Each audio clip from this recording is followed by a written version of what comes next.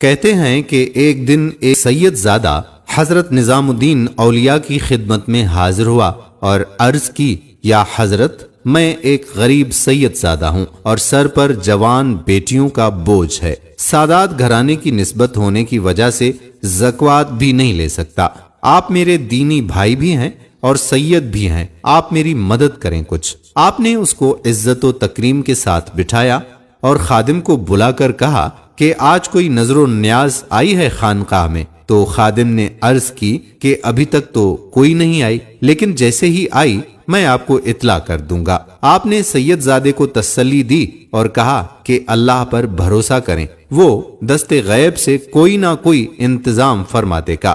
مگر 3 دن گزر گئے، کوئی نیاز نہ آئی۔ سید زادہ بھی مایوس ہو گیا کہ ایویں باتیں مشہور ہیں ان کے بارے میں، یہاں تو کوئی مدد ہی نہیں ہو سکتی میری۔ ایک دن اس نے اجازت طلب کی، واپسی کی۔ حضرت محبوب الہی کو بہت دکھ ہوا کہ مہمان خالی ہاتھ گھر سے جا رہا ہے۔ آپ نے اس کو چند پل کے لیے روکا اور اندر سے اپنے نعلین لا کر دے دیے اور کہا، بھائی، اس فقیر کے پاس تمہیں دینے کے لیے اپنے ان جوتوں کے علاوہ کچھ نہیں۔ وہ سید زادہ جوتے لے کر چل پڑا اور سوچنے لگا کہ ان پرانے بوسیدہ جوتوں کا کیا کروں گا۔ حضرت نے اچھا مذاق کیا ہے میرے ساتھ۔ اب دوسری طرف کی سنیے۔ سلطان محمد تغلق کسی جنگی مہم سے واپس آ رہا تھا اور حضرت امیر خسرو، جو حضرت نظام الدین اولیاء کے خلیفہ بھی تھے، سلطان کے ساتھ تھے، اور چونکہ آپ ایک قابل قدر شاعر تھے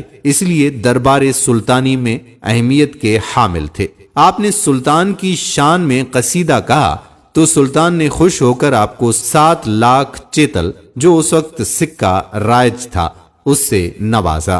اپنے واپسی کے سفر پر جب ابھی لشکر دلی سے باہر ہی تھا اور رات کو پڑاؤ کیا گیا تو اچانک امیر خسرو چلا اٹھے، مجھے اپنے مرشد کی خوشبو آتی ہے۔ مصاحب بولے، امیر، حضرت محبوب الہی تو کیلو کھڑی میں ہیں، جو دلی سے کافی دور ہے۔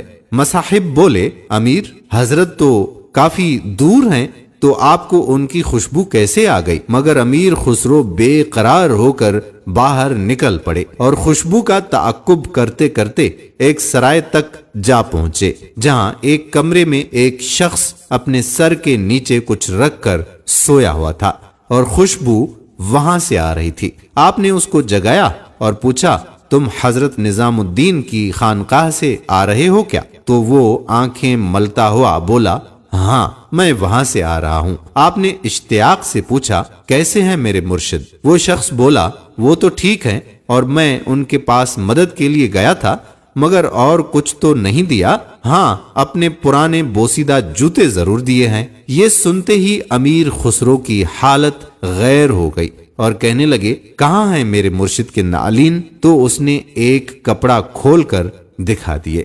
آپ نے ان کو پکڑا، چوما اور اپنی آنکھوں سے لگایا اور کہنے لگے، کیا تو ان کو بیچے گا؟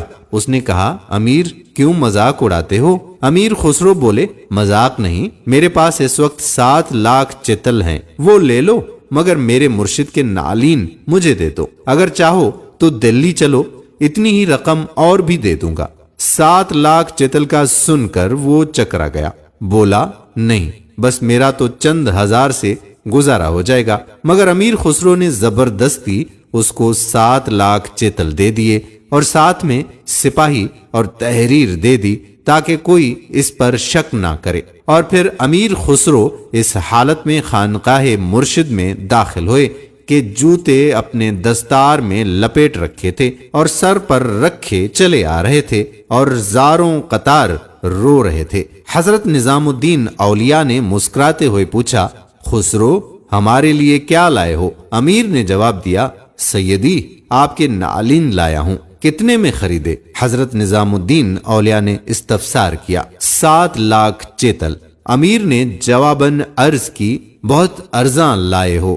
محبوب الہی مسکراتے ہوئے بولے، جی سیدی، 7 لاکھ چیتل تو بہت کم ہیں، اگر وہ سید زادہ میری جان بھی مانگتا تو جان دے کر نعلین مرشد حاصل کر لیتا۔ یہ تھی ان کی اپنے مرشد سے محبت اور حضرت نظام الدین اولیاء کا مقام معرفت جس کی وجہ سے ان کو محبوب الہی کہا جاتا ہے۔ دراصل یہ واقعہ میرے ذہن میں تب آیا جب میں نے یہ شعر پڑھا، جو سر پہ رکھنے کو مل جائے نالے پاک حضور تو پھر کہیں گے ہاں تاجدار ہم بھی ہیں۔ جب حضرت نظام الدین اولیاء کے نالین کی اتنی قیمت اور وقت ہے تو میرے آقا دونوں جہانوں کے سردار حضرت محمد مصطفیٰ احمد مجتبیٰ صلی اللہ علیہ وآلہ وسلم کے نالے پاک تو شہنشاہوں کے تاجوں سے بھی برتر ہیں۔ یہ اقتباس خان آصف کی کتاب